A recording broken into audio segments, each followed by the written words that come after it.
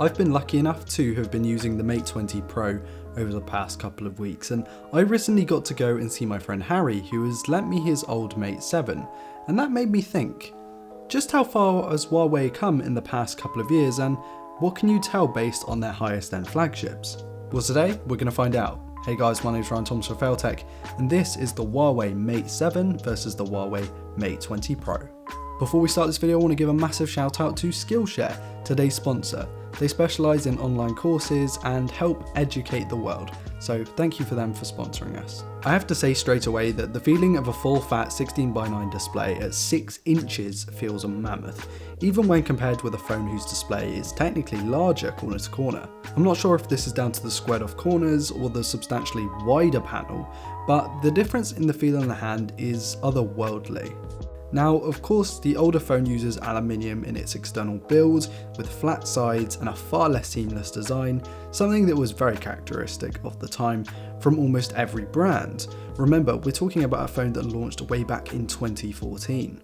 It sounds silly, but back when I started college with Harry, I thought the Mate 7 was a huge and groundbreaking phone, and it's funny to compare it to a phone that was released just last year with its completely contrasting design. Notice how the 7 looks a bit more industrial and the 20 looks more artsy with its coloured back. To me, it shows just how far we've come in modern smartphone design. I have to cover the cameras because the Mate 20 Pro has arguably the best set of shooters on the market, but the issue is that there's this mark on the sensor of the older camera. You'll just have to ignore it since it's an old and very damaged example. From dynamic range, to sharpness, to stabilization in any kind of condition, the difference in camera quality is absolutely crazy.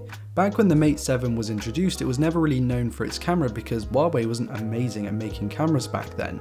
But now, Huawei's Mate 20 Pro is up there with the likes of the Pixel 3, the Galaxy S10 and so many others, and you can really see how Huawei have progressed, especially in the camera department. When we flip over to the selfie shooter, we get pretty much the same story. The sharpness, the detail, the dynamic range, everything is just a lot worse on the Mate 7, to a point where you think these were made by completely different manufacturers, as well as in completely different timeframes. And continuing with the damage theme, yes, I know this Mate 7 has a broken front screen, but I can't afford to replace it, and IMO it can represent itself well enough, for the purposes of this video at least. On paper, there are quite a few differences between the two, including a resolution and aspect ratio change, technology improvement, and size jump that all results in the two panels feeling like chalk and cheese. Not to say that the Mate 7's 1080p panel is bad, because it's just not. It doesn't get quite as bright as I'd like, but it's definitely sharp enough at 6 inches and the colours are still great, showing that despite all of these technological improvements, the practical differences are minuscule to say the least. When holding both side by side, you can see a bit of a quality difference, but to be honest, it's not as big and drastic as you'd expect. Unfortunately, performance is one of the main key differences between these two devices, and it doesn't matter where we're comparing statistics such as benchmarks, Geekbench and Antutu, or even real-world usage in scenarios as mundane as switching between applications. The Mate 20 Pro absolutely steamrolls the Mate 7 to a point where it just doesn't seem fair. Comparing the two phone spec sheets, we soon see why.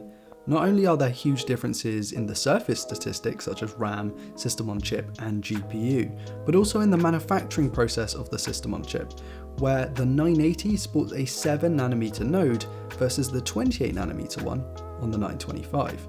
The Mate 7 just seems to fall off in pretty much any kind of performance application compared to pretty much any newer chip. It wasn't a great chip back in the day, and it's very much showing its age these days. But it's not just the obvious places that are affected. The Wi-Fi radios appear to be an order of magnitude slower, and the fingerprint scanner is slower despite not even being under the glass. The software differences here are pretty extreme on the back end, with the phones running completely different versions of EMUI on their respective Android versions. However, there's a clear relation between the two, since the aesthetics in menus are so similar, and when looking through the settings you can really see this. Animations feel a bit slow, especially when you compare it to any device even marginally faster than the Mate 7, and I certainly wouldn't call the experience fresh, but neither would I call it unusable. Two massive differences to me are the fact that we've got the headphone port and micro B on the Mate 7, and the fact we don't have a headphone port but we have USB-C on the Mate 20 Pro. So they kind of trade blows there. But the biggest thing for me personally is we don't get any kind of weather resistance on the Mate 7, whereas we get IP68 water and dust resistance on the Mate 20 Pro. This might not sound like much because it's just kind of on paper, but in reality, you're going to get some kind of water damage with those seams and with those gaps in the Mate 7's design, whereas the Mate 20 Pro is semi-watertight. Battery life is actually pretty good on the Mate 7, often lasting me a full day down to that large 4100 mAh battery. You can tell how old the phone is though, not having any kind of fast or wireless charging. A huge contrast to the Mate 20 Pro, whose battery related feature list is massive in comparison.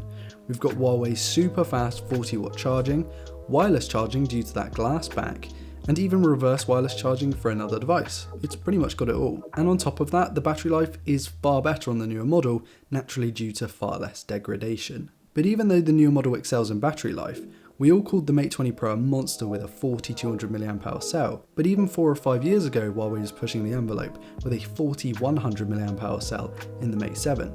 It's crazy to think we've come so far in every other area, but increased the battery capacity by only 3%. Before we get into the conclusion, I want to give a massive shout out to Skillshare. These guys are awesome and they produce some really good online material. I've personally been trying to hone my skills a little bit in Adobe Illustrator, so I'm hoping that I can get through that.